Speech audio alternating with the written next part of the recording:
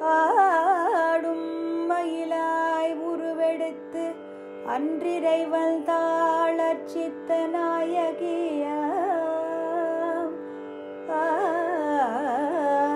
ஆடும் மயிலாய் உருவெடுத்து அன்றிறைவன் தாள் அர்ச்சித்த நாயகியாம். திருநாமங்களைப் பாடி திருநாமங்களை பாடி உருகி பரவசமாகும் அப்பாங்கருள்வாய்